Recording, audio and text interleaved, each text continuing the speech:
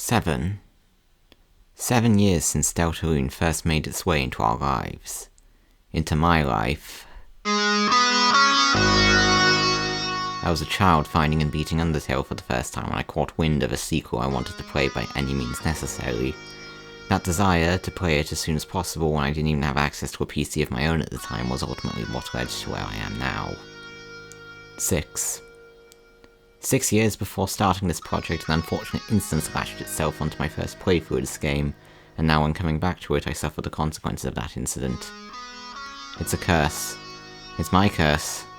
Deltarune's my curse, and I am willing to break that curse, for the sake of this dumb little YouTube channel. Little did I know how much of an uphill battle this would be.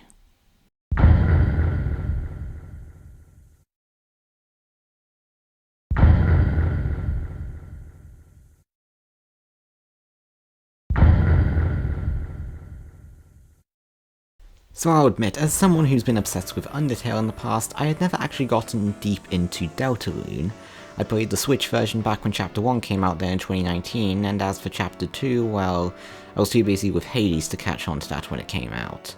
So moving to Chapter 2 for the build was actually my first time interacting with that section of the game, which I'll talk more about in the next video. For now, this project is not just a neat follow-up to me building Undertale in 2023, my goodness that seems long ago, but also an excuse to finally get that link I've been missing with Deltarune. So why don't we start from the beginning?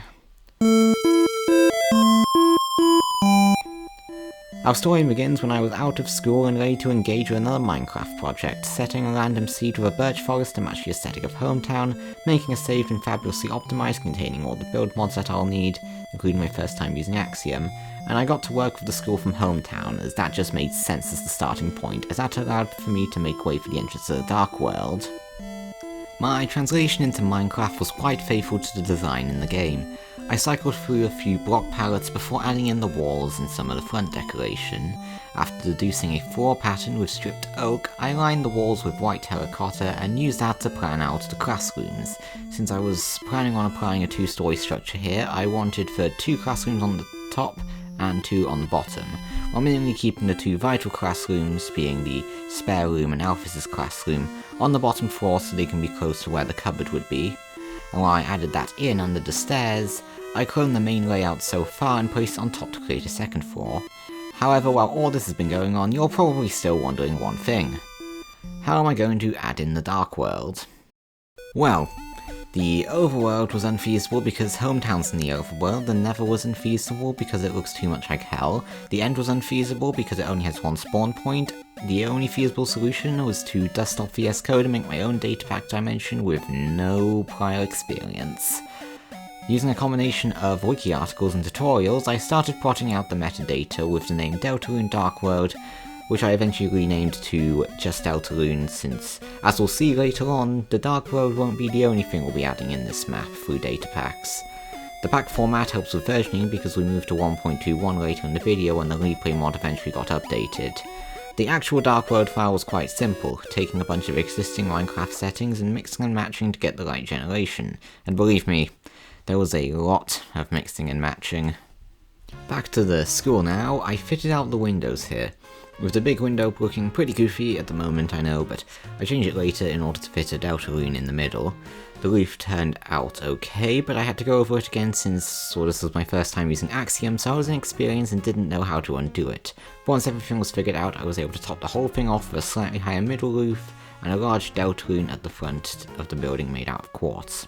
I lit up the interior with redstone lamps before moving on to the classrooms, which was an easy task. Yes, obviously some clamping of the desks was in order, but Alphys's classroom looked fine enough, along with the spare classroom which only required a few things. But after all that, it was time to do the cupboard, and I thought the best solution for it was a long walk down to darkness, think the initial approach in Chapter 1, down to a stream of water at the bottom, placed at a distance from a skulk circuit, acting as a portal to the Dark World. And from there, I think I can finally show you the Dark World in its full glory.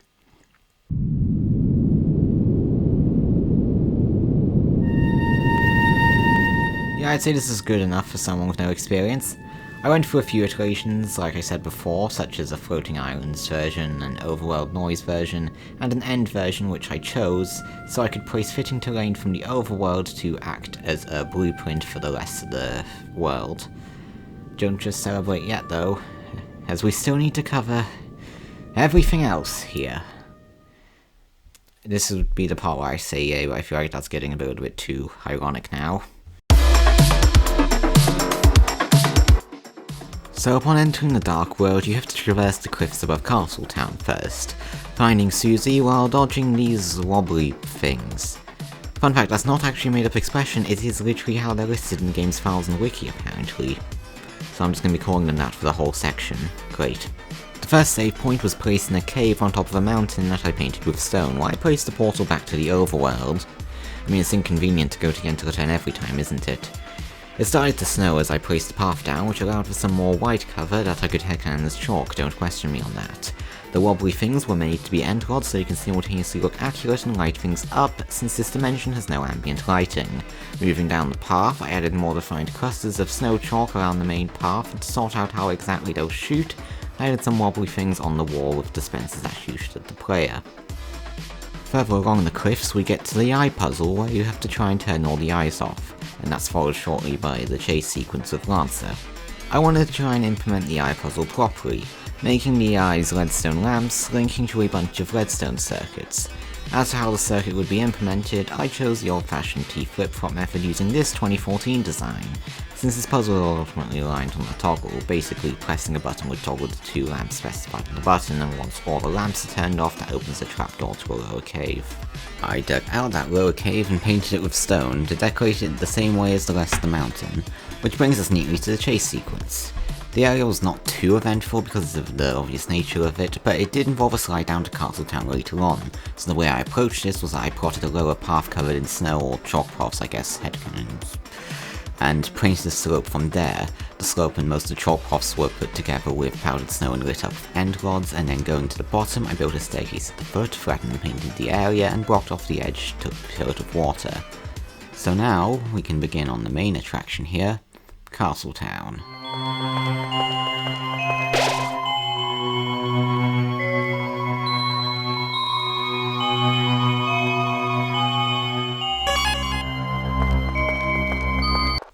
Plotting the layout of the valley, I began with designing a gate for the town entrance. The main block palette I chose was a mix of deep slate and warped wood, as that kinda matched the look and feel of the early version of the town. I initially wanted to build it straight and rotate it to the angle of the valley, but as seen by the following Axiom footage, yes, this is the only time I'm doing this, that had about as much success as you'd expect for someone with 1 week of Axiom experience under his belt at the time. So yeah, I kept the gate how it was, and continued on from there by planning out the main path spreading around the town, allowing space for the various town houses. The first design I made for one was an attempt at a naturally diagonal design. Yes, I'm still not good at building like that, but come on, you have to commend me for trying this time. I mean, I could have just made all of them straight. I even added a gradient on the walls for extra effect. I did end up doing a straight design, though not because I thought it would be better, but to add some more variety in the overall layout. Both houses ended up working good once I was able to mirror some of the design elements between the two, like the warped warts and soul torches, so I copied and pasted them around the valley and the gaps I left for them. I added some more decorations like the save point and some lampposts before moving to the back end to build the main courtyard and training ground. Now, you'd probably be expecting Rowsize Castle, but I felt like that would be more appropriate for Chapter 2, since the interior is mainly featured there, and I just wasn't ready to build a crazy castle yet. For now, though, I divided the sections, placing the training ground left of the pathway to the courtyard, implementing the basic features like the dummy and the sign that hides my laziness, and with that, the first part of the Dark World was complete.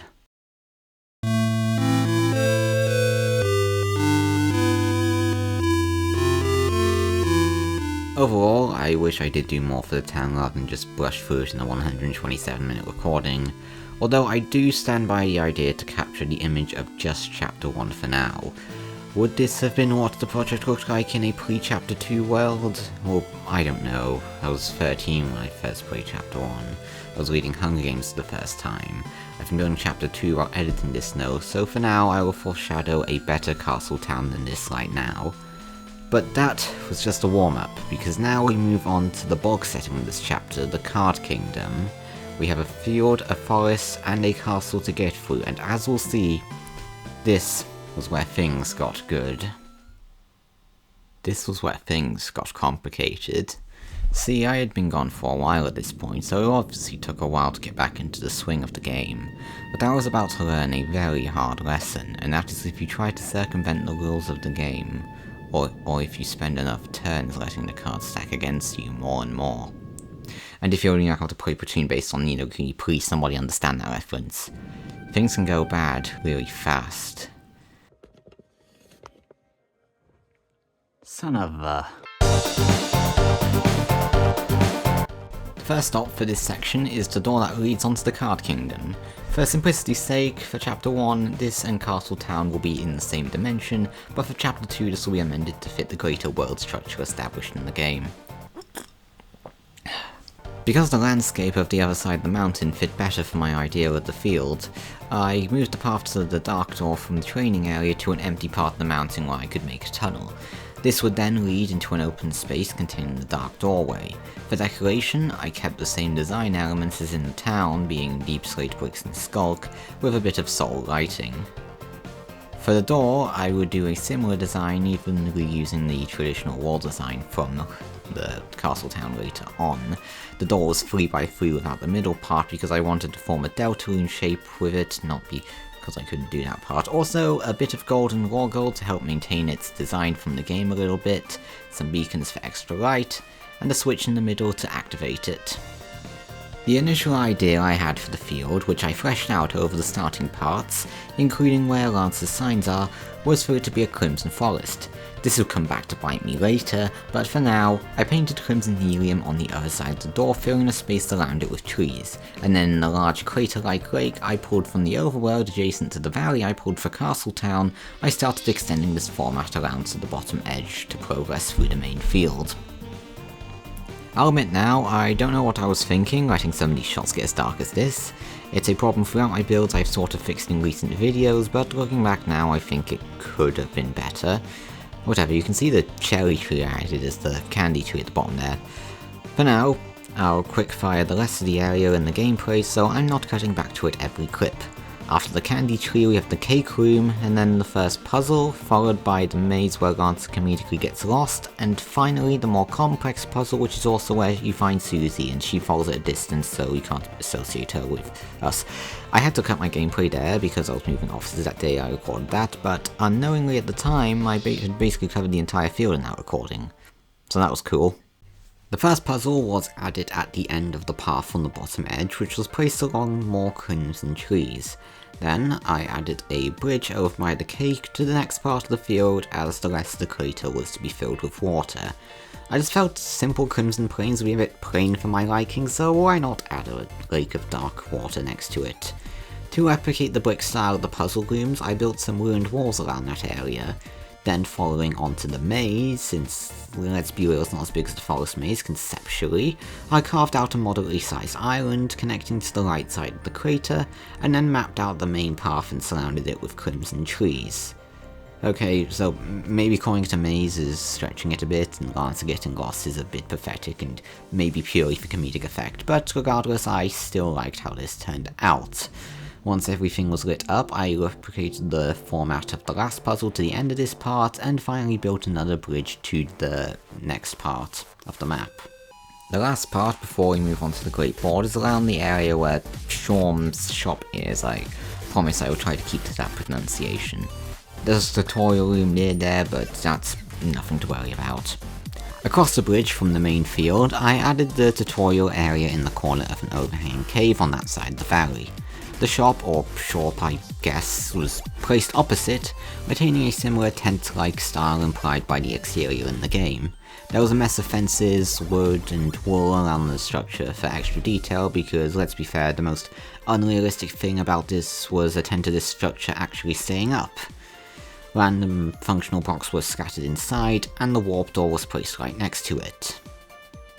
On the approach to the board, we get a slightly foul-mouthed confrontation, unless you're watching DanTDM's playthrough with Lancer, before doing a short puzzle to open the entrance.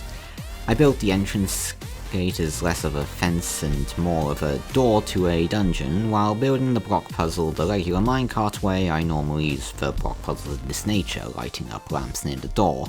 And finally, since I know this wasn't in the gameplay, I did also add the first broken key to Jevel's cell. I have to say, things are finally starting to feel like a cohesive Dark World over here. I know what I'm going to do for the rest of the areas, and we've covered like about 7 recordings so far. Things were going well. Too well. Whatever, let's press on to the Great Board.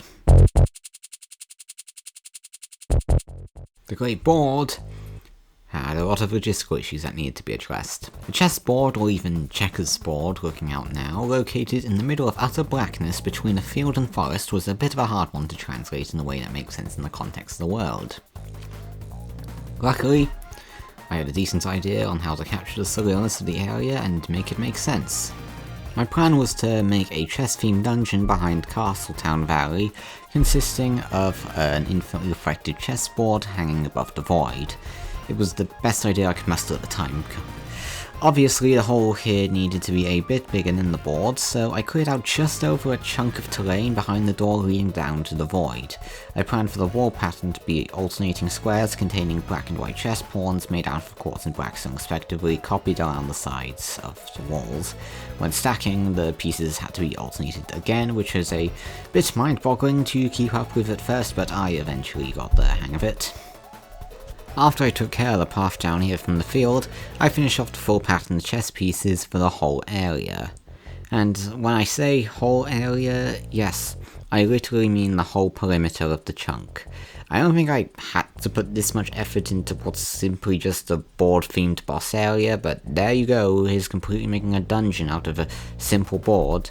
Oh, and speaking of board, I finished the design for that around the glowstone platform I had up for the entire recording, which I connected to the bottom for lighting purposes. The puzzles for this area consist of avoiding glowing spots that will teleport you back to the start.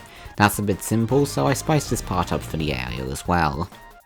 For the first half of the board, I stacked about 3 boards on top of each other, connecting the lowest one to the entrance through a glass bridge down. The glowing tiles were connected between 2 chess pieces per line, functionally linked up to an arrow dispenser with a heavily dampened sculk sensor. To make it even better, I put a clock circuit of command blocks below the board to cycle the glowing spots, and which wall parts would open up without the need for complicated pistons. Took a while to get all the commands right, but it paid off once I did, because then I could just paste it to the upper board and just change the Y coordinate in the command blocks. Or once I made a glass bridge or 2 up. Then, on the third board, this was where the bucket with the team name selection was, which I put in the middle of that layer, surrounded by bishop pieces to make it look a bit more interesting.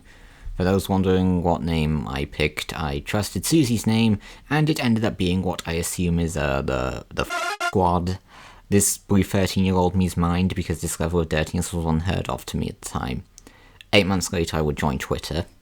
So right outside the forest we have the battle with K-Round, King Round, whatever you want to call it. Objectively, the best fight in the game. This will of course be on top of the board stack, since then that can link directly up with where the forest will be. The first thing I did was change a few of the pieces, as I got the idea to escalate the type of chess piece you see as you ascend. The one around the bucket was changed to be knights, the second level was changed to be rooks, and the fourth level, which was just another light puzzle, was made to be bishops. Continuing some of the glass bridges up, this brings us to the top where the kings and queens will be.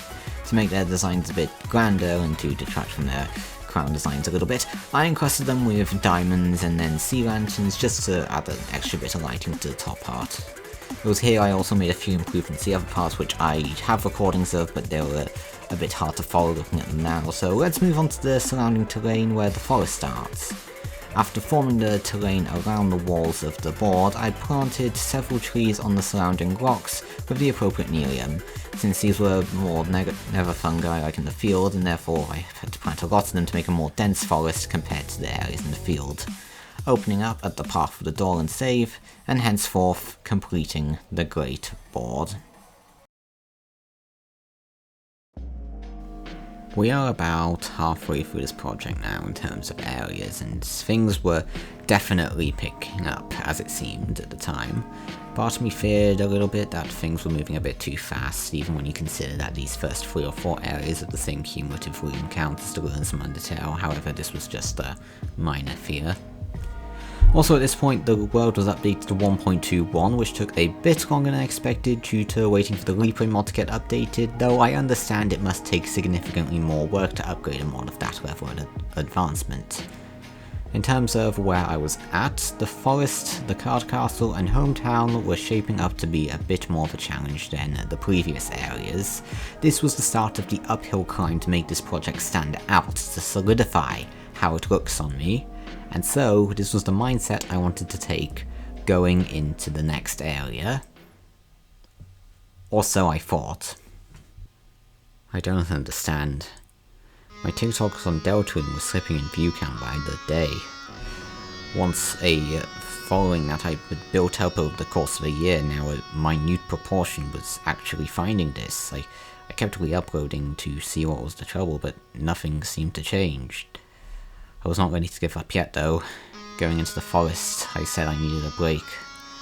But that didn't stop me from pushing against the forces holding me back. I vowed to push whatever algorithmic anomalies or Deltarune-induced curse that was holding me back, even if it destroyed me.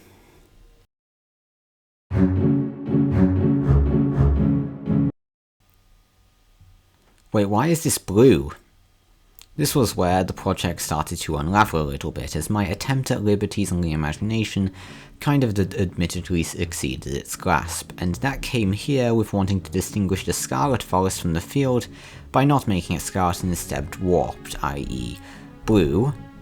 Also, I started taking longer gaps between the recordings, taking a 9-day break before this one, and not even beginning to become active again on this until the start of August. Was I able to keep my motivation up in that time? Well, you'll see in the following recording. The opening rooms to the forest have bushes where enemies jump out at you.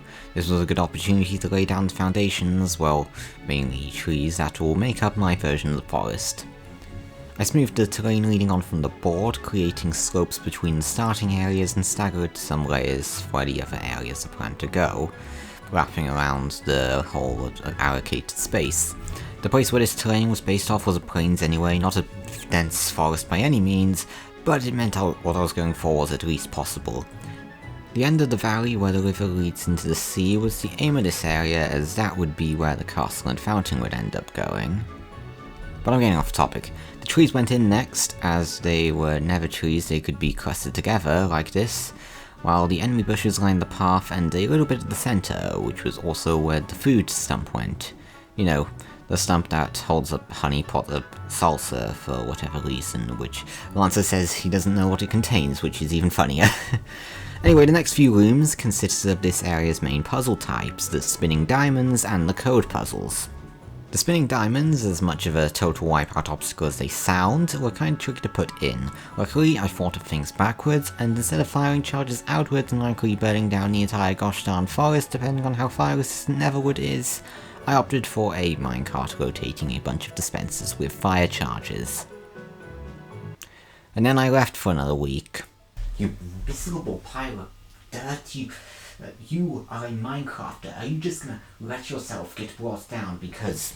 My motivation was well fluctuating at this point. We're at about August now, and the drag of summer was setting in a little bit. But I told myself to keep going regardless of whatever else was going on. So where was I? Oh yes, the password puzzle, which was done using an item frame and comparative interaction to unlock the way by pushing up dripstone spikes. I surrounded the next few patches of Nerium with more dense warped trees, now starting to go up the slope a little bit, but we still had a few more rooms to go before we actually had to worry about the slope. There were more password puzzles ahead, these ones having the correct combinations scattered around the place. I placed the correct item frames on a few bushes opposite the first puzzle, which gave the combination to that, leading to a chest. The second puzzle, which is actually the one vital to progression, is meant to have its combination messed up by Susie and Lancer. If you're curious on how these work, or not just very qualified in Redstone, the comparators give a certain pulse depending on frame rotation. The redstone wires are combined together at the end, making sure they're all rotated correctly to progress. The bake sale and the smith room followed on from this part, along with some blocks dodging and whatever these things are. Man, the fandom is going to kill me for this video. The bake sale involved a few small stands at first, which started as a wooden wall that would be palette swaps of each other. Then, at the start of the next recording, I cleared out a lot more space near the slope to make room for the smith, which I would give his own tent, because I'm nice. I do like how this tent turned out, even if it's just a sledgehammer and a cake, and when that was done, the main forest path continued along the very bottom edge of the slope. It does get a bit dark here, I know, because I'm relying on the trees for light, but when it came to the blocks and other enemies, I built into the terrain sort of warped fungus-like cave design, and used minecarts for them since this is the only obstacle I really know. What you're seeing underground here is the last part of the key to Cheryl's cell, which is hidden in the forest, but anyway, the minecart tunnels kept going all the way to the end of the path, where after another cherry tree to represent a fruit tree, I placed a little platform for flash machine building. This right here was originally going to be a minigame I could work out using command blocks for when the map releases, but when it did, that idea kind of fell through. Regardless, here's my machine for those who are curious. The forest maze was the next big chunk, and I had a good yet unconventional-ish idea of how to do it. Though first, there was the matter of the large diamond chain puzzle that preceded that part. I extend the path right up until the eastern edge, dividing the forest from where the castle will be. I built a slope down to a more open space, which would be where the large chain gets implemented, warped trees continuing to line the upper parts next to the flat space. The main chain here was using the same technique as the others, but I think the intention was that being in the space would open the switch to progress. The project's getting kinda blurry now that we're reaching the end of, well, you'll see in a bit, you'll find out in a bit. Anyway, the maze would be placed within the slope, or mountain, or whatever. Now, hear me out. I was less convinced I'd be able to pull off a convincing forest maze with the actual trees as normal, since you'll at least be able to see the way through, whether it be in the maze or from above. So, what about a cave maze lined with fungal netherwort nature of the leaves, making it still feel like a forest, but still be a maze? It's the perfect crime, I think. So thus began the hour-long task of plotting out all the routes through the maze, maintaining the same format as the game as each branch only had one correct route, and the other, or others, leading to a dead end. It was a bit hard to see, I know. I felt it best to capture all this from within the mountains so you can at least see a bit of an outline from what I was building. If you can also make out the block palette, I took advantage of the inner workings of the terrain and threw in a bit of netherrack with the water nerium for a bit of extra detail. You're likely wondering at this point where this is all going, considering you've mostly seen dimly lit cave interiors and possibly exteriors. Well, once all the branches were plotted out, I moved up to a large cavern at the back of the mountain. This was where, conceptually, the Susie and Lancer fight would be, so I basically gave this the same general aesthetic as the rest of the area, just inside a cavern. And then... You don't know, I'm done with these badly executed visual metaphors of trauma dumps disguised as intermissions. You guys deserve a proper explanation to why this video has been so troubled and why I sound like I've been through wars when talking about some of the circumstances surrounding this project. So listen close. This channel used to be the general faceless TikTok page. I peaked at around 37k views in my Undertale world, but then took a long break to do my A-levels, only coming back to start this channel in February 2024. It was when I came back to TikTok that my views started to decay hard, and because of that, the continuation of this project spiraled out of control. My recording needs was racing out due to burnout, and I was hesitant on uploading due to a fear of further downward spiral. So, yeah. I was, at this point, creatively stuck between a rock and a hard place. And after building the forest maze and trying a few more pretty unsuccessful uploads, I decided to take a 10-day break in the one place where I could disconnect from this project and my socials entirely.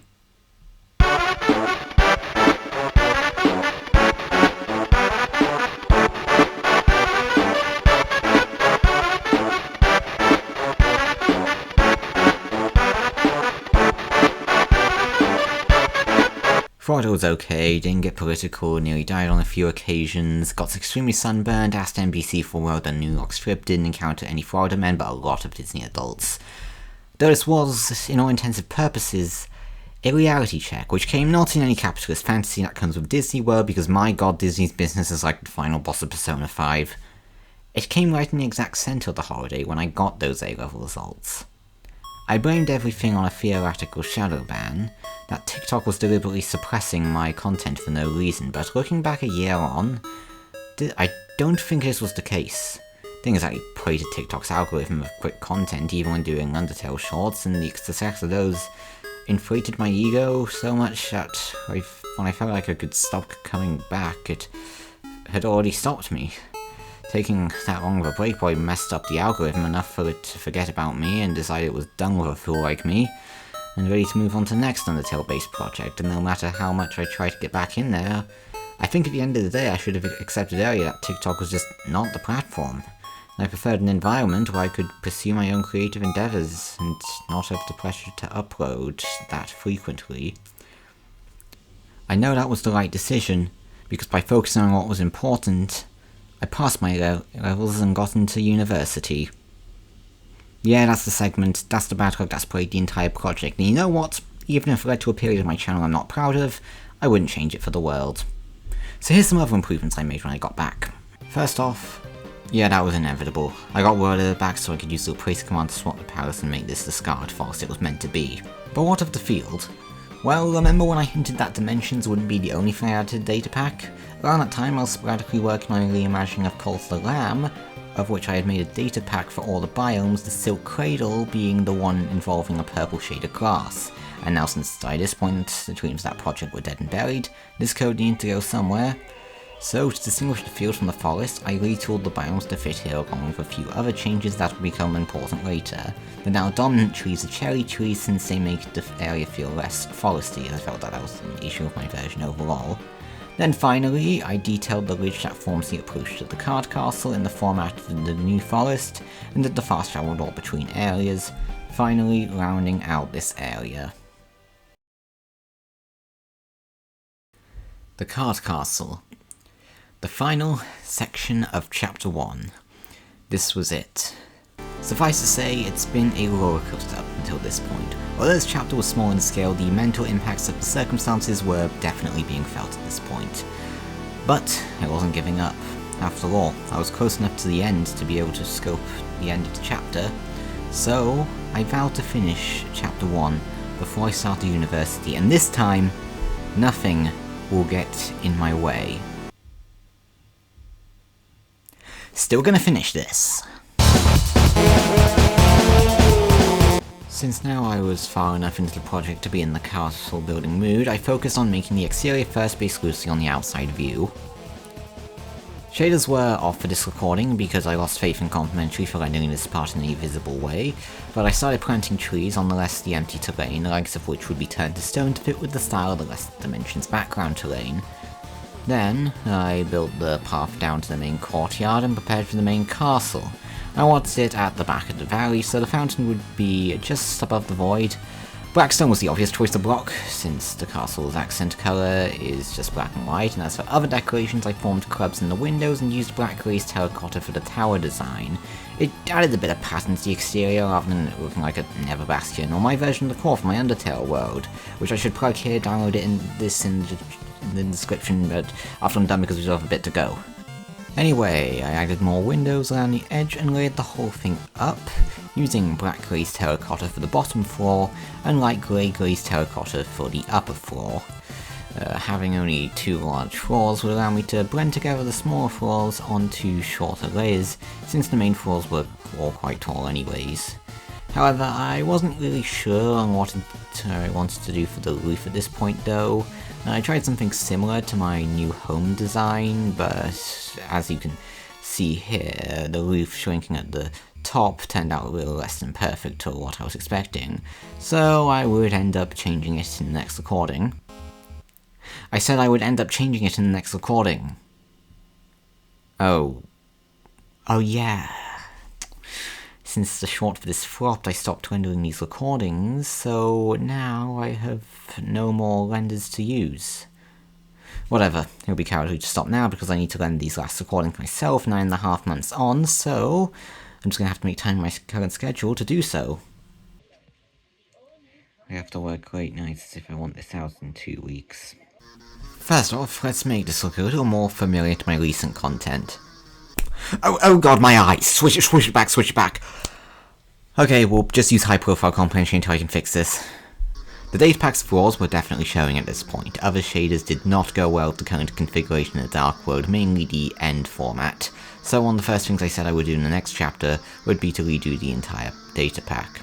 Honestly though, with most of the end background shaders have, even if they did work, that may be for the best anyway. You know, some of these backgrounds make it look like you shouldn't be playing My Castle Town by Toby Fox and you should instead be playing Cornfield Chase by Hans Zimmer. As for how I'm rendering these last recordings, I'm sticking to stage 3 for now since it will be unfair on the rest of the video to switch.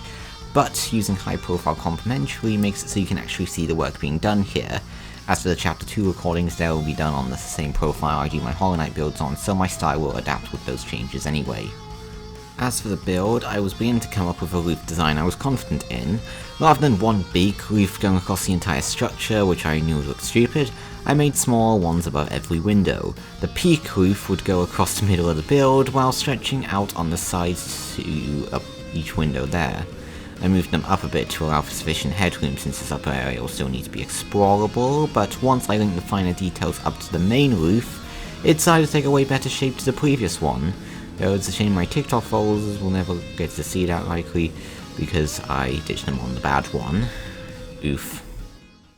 The approach to the castle where you dodged the Ludin's diamonds I thought would make a great courtyard area. There was already a large open space in front of the castle, so all I had to do was box it in. Wall design was slightly different from the castle town, I mainly just translated it in the design of Card Castle, making it look similar enough. The actual courtyard was soul soil with a rough patch of coarse dirt surrounded by turrets and the Ludin rangers could theoretically be shooting off. And after that I just added a few decorations to the roof, mainly tops to the towers and card banners at the top. Right, interior time now. As mentioned earlier, the aim of the taller levels was to condense 5 small floors down into 3 large ones. Starting on the bottom, the castle was to open up on a grand crimson staircase. This would be the way up to the 2nd floor from the game. Ludin's room was also behind the staircase, which would be where the player comes up from the dungeon. I also made the back extension not only as an excuse to add a balcony for the throne room leading to the fountain, but to contain the puzzles set by Rules Card, it's pronounced Rules. Speaking of the dungeon, considering how pivotal of a point this area is to the game's story, and how it contains a certain fan-favourite super boss in its lower parts, I couldn't not add this in now. The towers made a good substitute for the lifts, so I extended the back corner ones down deep and linked them together. I reskinned the black stone for a more conventional stone palette, and in the gap I added the gateway to the cell taken by said super boss. I'm of course talking about Jevil. Want to see what I did for their room? Well, I did it off camera. Didn't want to spoil the surprise now, didn't I? Anyway, after a while, the stone palette seemed a bit too conventional, and then I remembered, hey, it's 1.21 and tough bricks are a thing now. And switching to that and combining it with copper for the cells significantly improved things. As for the prison carts, they were just made out of a variety of wood and placed in the center, nothing too special. And to those wondering how I actually did at Jevil, well,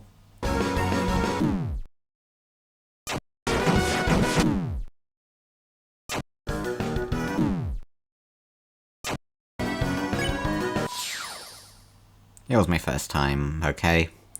Anyway, floor 2 or floor 1.5 in our case had some diamond puzzles and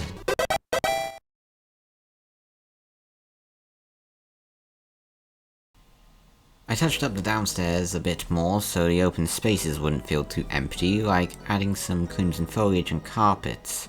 But upstairs I was able to condense the bulk of things into a single corridor with a few lesser rooms on the side.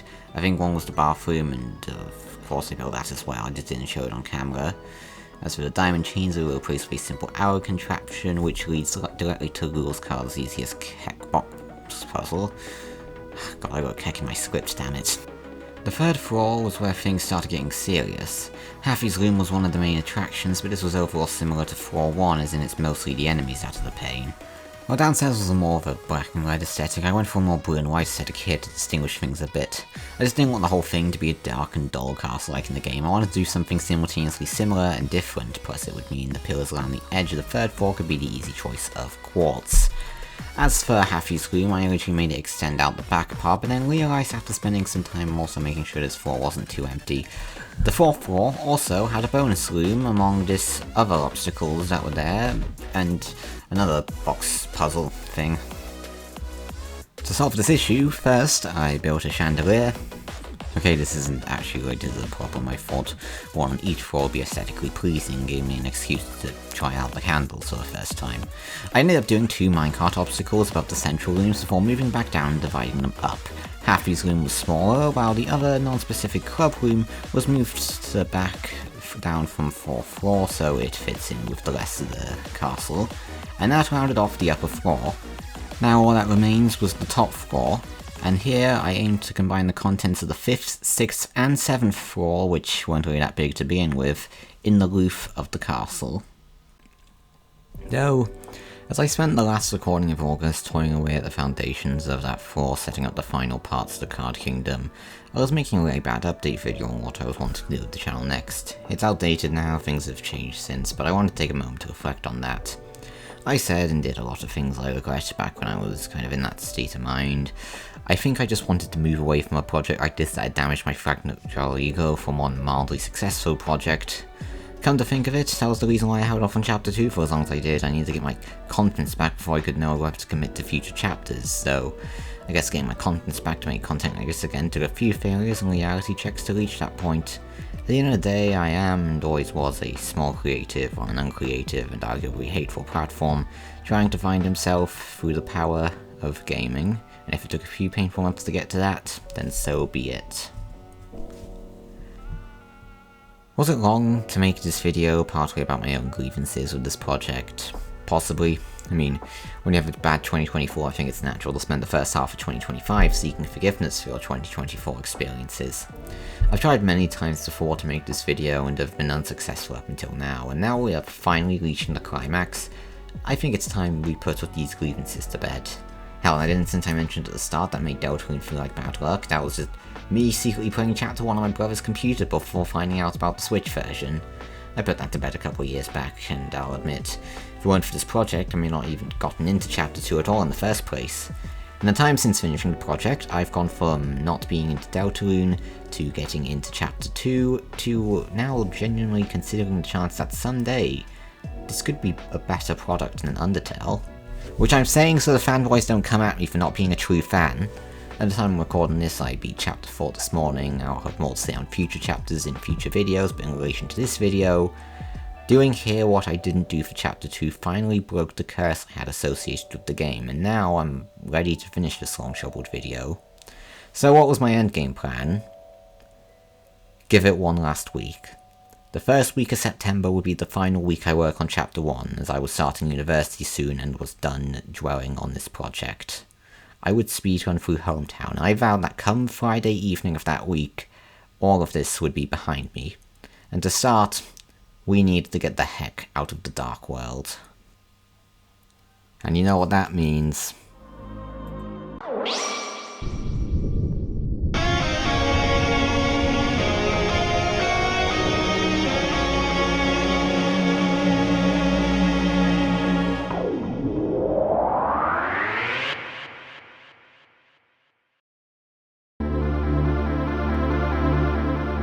Before we reached the fountain, I finished the interior elements of the top floor, decorating the place with some warped pillars and adding the hip shop above Lance's room. The hip shop, which is what I'm calling it, shut up, would have a more gold-like palette to the rest of the floor to make it stand out more from the rest of the castle. Lance's room was of course added below, and the throne room followed leading out to the back balcony. And now is the moment you've all been waiting for. Quick tangent, you know those moments in animated films where things like finally start picking up and they may have a song made to the film to play over it? I'm thinking of Kiss the Sky from the Wild Robot. Point is, I always thought this part is that moment where I got out of that pit and just charged through the rest of the chapter.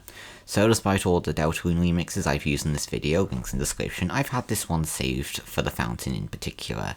commonly agreed to be the thing that made Girl Out canon, I like to think of this as the best representation of Deltarune and its community as a whole. I mean, it takes a lot for the community and the creator to be so in sync that the attitude the lip is themed around becomes canon years later to the point where it's referenced in Chapter 4.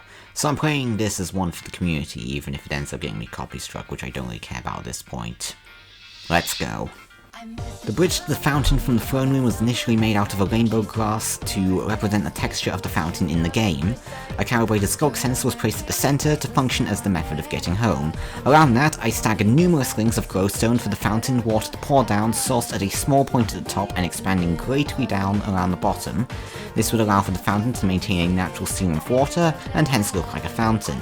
Additionally, the biome data packs I added to turn the water as black as I could to make it so it actually looked dark. The only parts the natural flow didn't flow in were the corners, which I ended up doing manually. Regardless, the whole thing came together fine enough by the time I removed the glowstone and actually added the biome colouring to the water. While the main body of the fountain was done, an extra detail I wanted to add was the glow on the outline. To do this, I used Minecraft's operator-based light source blocks and lined the straight edges of the fountain with them against more rainbow glass all the way down to the bottom, though the rainbow glass decided to feel like it wasn't giving the impression I wanted, so I replaced it later with tinted glass, which looked a lot better. As for the return circuit, that would be nested in a giant soul heart model around the sculk sensor, and as the final commands were placed. Was this a success? Well, only one way to find out.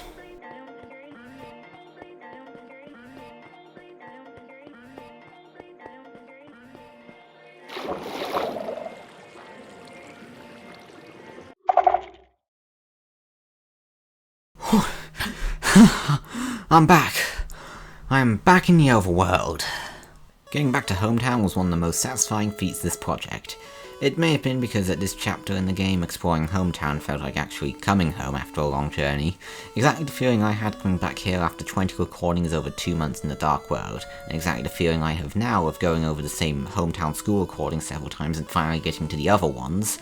But that doesn't matter now. I still had 4 days left to finish things here, so there's no time to waste. We're going to blast through hometown in a quick lightning round of builds. Or so I thought, as always at this point. The plan was to start from the school and work my way up to Toriel's house, where we'll finish the project for this chapter. The first build I tackled before remembering I still had rooms in the school to do was the library. After all, that's where the next Dark World is located. Now there are quite a few exteriors that are ripped or remixed from Undertale here. I've covered Undertale in the past, so I obviously prepared for this. Before the recording, I went and saved a bunch of structure files from my Reimagining Undertale project to thaw out and place in here with the changed palette. Maybe one day I'll make a commentary video where I reveal my secrets to doing that project while also passing my A-levels. For the library, the interior was spaced out more to reflect the more modern style to the area, while the bricks were changed from my more traditionally winter-like deep slate style to the more game-accurate tough style. Honestly, going forth may have dropped a lot of the deeper reimagining aspects because I was tired and out of original ideas. No Last of Us inspired Snowden this time because I was burning through my brain power so much I couldn't even bring myself to project anything anymore. Honestly though, doing any projection onto hometown would be more so resemblant to Possum Springs from Night in the Woods, and that is due to more unrelated deeper meanings in things that we do not have time to go into because this video is long enough. Anyway, the church, and disclaimer, I know it's late in the video, but I'm putting it here anyway in case you couldn't work it out already. Yeah, I just built a basic chapel since I didn't know any better. Ironically to my earlier statement, if I rebuild this to reflect the Chapter 4 version, I'd be projecting off the countless masses I had to attend in primary school. Next to the chapel, I built the graveyard since of course it would fit well right next to it, and added in the graves of the monsters who didn't make it into this game, along with gravestone. Is that a goddamn TikTok gravestone? No. Okay, I'm done. That's simply too cringe. That's too... Okay, fine. I'll finish this. How many remixes do we have? I should get through the rest of this. On Wednesday, I actually remembered to do the rest of the school interior, so I cracked on with the upstairs first. I basically copied a lot of the format from the downstairs, pasting the desk formation from the other classroom and adding some other elements like the building blocks at the back, even though this is Minecraft so they're the size of every other block. After filling that gap and making some tweaks to the chapel, I continued upwards to the town hall. The only accessible room is the reception, so this was a pretty blank slate. Regardless, I made a small quartz design for the front of the town hall, think Judgment Hall-esque. This proved to be too small in the location I placed it, so I carved out a larger open space so I could expand a bit further. I just thought if I was going to make a town hall, it would at least need to stand out as a centerpiece of the whole town, which is why I wanted to make it bigger than it realistically needed to be. Plus I could store my shulk boxes of important items here without anyone knowing.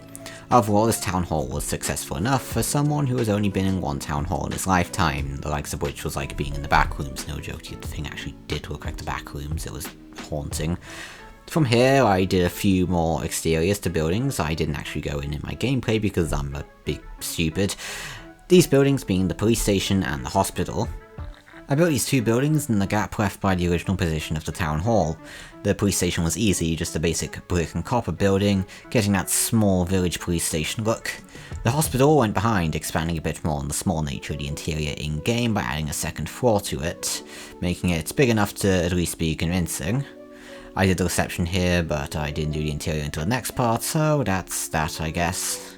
Lastly for this recording, I added in more of the buildings that originated from Undertale. And yes, this does include him.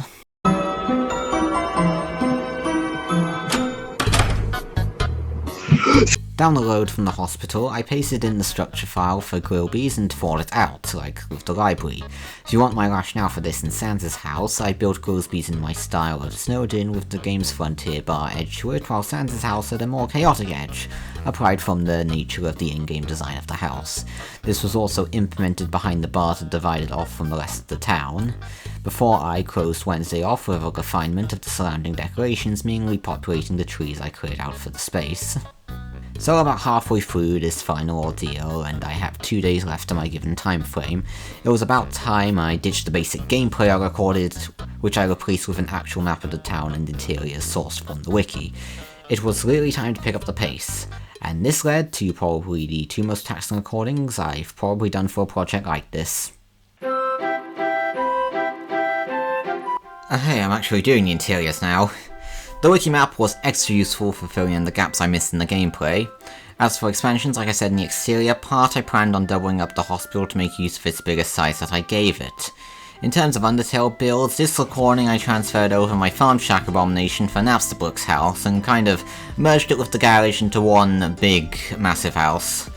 The aim of this recording, though, was to press onto the other side of Hometown. I did this by creating a tunnel over a large mound of birch forest. I used the sphere formation of the freeform draw as texture for the tunnel, and then pasted a bunch of trees to hide the redstone blocks that were connected to the redstone lamps in the tunnel. Afterwards, on that side of the town that we're now on, we have the townhouses, the alleyway that goes between them, and the lookout point / picnic area next to Flower King. Since I was really strapped for time at this point, I reused this townhouse design from an old pre-YouTube build of mine, which is why I was able to do this so fast. I was conflicted on whether to do interiors since they're not in the game. I think I added them in off camera since it felt lazy on my part to do that when my Undertale world had some of those left out details in places like the hotel. About 3 more copies of that design later, the alleyway went between the gap between the pairs of houses, while the main road went along next to it. While perpendicular to the houses, the road led out of town. Left of that road was the picnic area and lookout onto the river next to the town. This turned out fine enough. To the right of that road would be the rest of the establishments for the town, starting with the pizza place. The pizza place was giving a small standard Pizza Hut-esque design because honestly there's nothing special about the building in-game. Then finally, I connected the roads up from the Icy Pizza end to the Napsterbook end of the town, creating a fork which on one end will lead to the stuff we've been doing, and the other leading to Chapter 1's finish line. Okay, I want you to put yourself in my position. Friday, the 6th of September 2024, 5:35 PM. This is the last session you're giving yourself to complete this project and end a 2.5 months worth of madness that you've imposed upon yourself. how are you going to make sure that this is the recording where you get everything you have left to do done? Well, I have a bomb. No, I have a command block contraption to slow down the daylight cycle to a 3-hour period in real time. That's how long I was giving myself. 3 more hours timed in the recording itself to finish what I started and put an end to this bad luck beast once and for all. Did I do it? I swear this wasn't scripted. First off, I smoothed out the terrain around the fork in the road. This would be where I place Flower King, Asgore's flower shop, which is also implied to be where he sleeps post-divorce. My idea for this part took a more garden centre-like style with a large car park. I felt this would complement the rest of the town's establishments lying around that area of the town. The outer layer was red sandstone, while the inner layer was an assortment of terracotta, making the interior more colourful and lively like it is in the game, at least until you're in the back. I placed a series of flowers and saplings on the shelves of the main shop interior, while the back, hidden them on azalea leaves on the other end, was darker and made to be less appealing than the rest of the shop. After that sad, slightly referential part, 7 souls anyone, QC's Diner was the last establishment I had left to build. I don't remember the reasoning to why I changed it from a red to a blue. I think it was to make it look more retro. This was when I realised that the interior was ripped straight from Grillby's and that other place was the convenience store. Though that was still a chapter 2 thing, I didn't want to have the inaccuracy here, so based on the wiki map, I did the interior to that as well. But now it's time to get serious. Since, as the day came to an end, time was running out as I approached the final challenge for the chapter. The hometown suburbs, reading home. The 2 main house designs use the same palette as in the game, while also being pasted along the street to make this part of the town feel more like a proper suburb. Once night set in, I got to work lighting up the rest of the town, starting with a huge welcome to hometown sign I made because I just really wanted one, and that side of the townhouse felt perfect for it. After this, redstone lampposts were dotted along the pavement edges of all the roads in town, leading all the way to the end of the last street where we conclude things with Toriel's house. Of course, I had to use my own Undertale design, but since mine was built into the cave it was placed in, it felt more productive for this version to be built from scratch based off my own video on it which I had on in the background. Luckily at this point, my Axiom skills that I said at the start were developing have become fully fledged to the point that I could use the full potential of all of its tools. Therefore, the walls were a quick task since it used the same pattern, making it easy to get to work with the interior, which again, a lot of translatable elements like the armchair and kitchenware were carried over from Undertale based off my own video, and once things were sufficiently lit up downstairs, I moved up to Chris and Asiel's room, the layout of which was again still lit from the Undertale version. The interior elements of that room had to be crammed in mostly, but at this point, I couldn't care less about how this turned out, as this was the very last room I had to furnish. And as I finished the roof of the house with the sun coming up behind me dramatically, I knew I had just finished my reimagining of Deltarune Chapter 1 in Minecraft.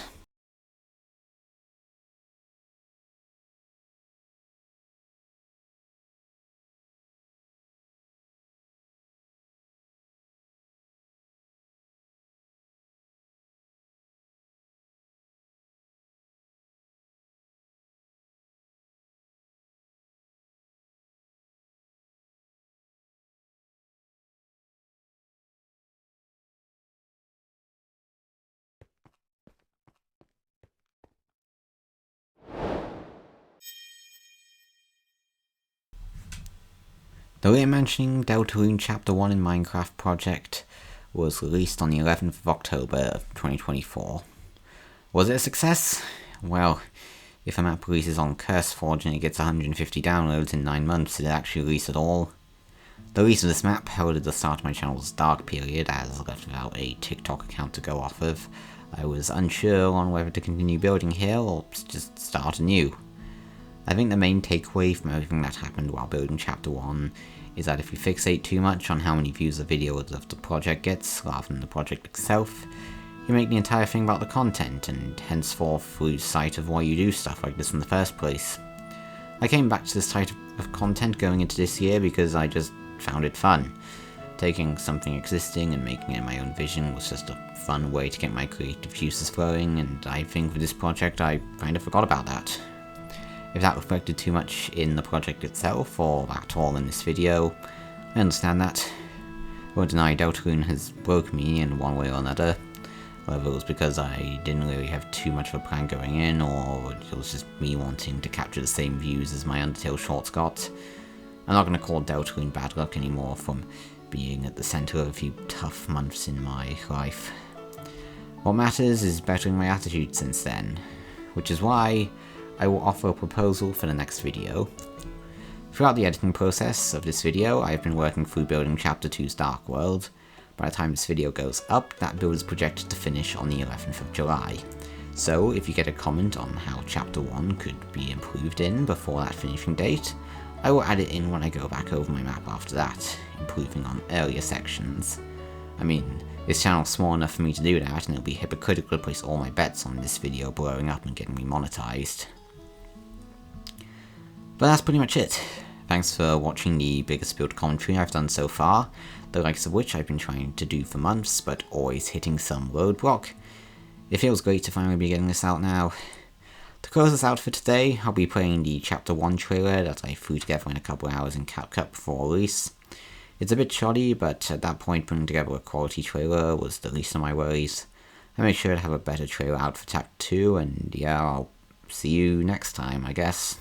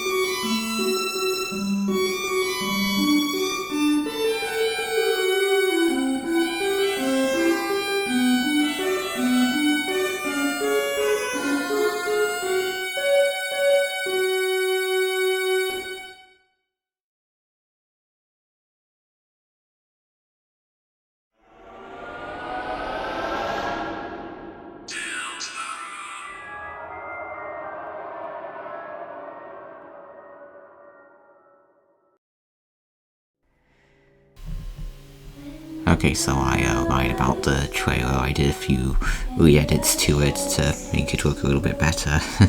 I might release a separate updated version once I get all the Chapter 2 stuff in, but oh god, it's currently 10 past midnight, so I'm gonna go to bed, so I think I'm just gonna leave you with the rest of the song. Bye.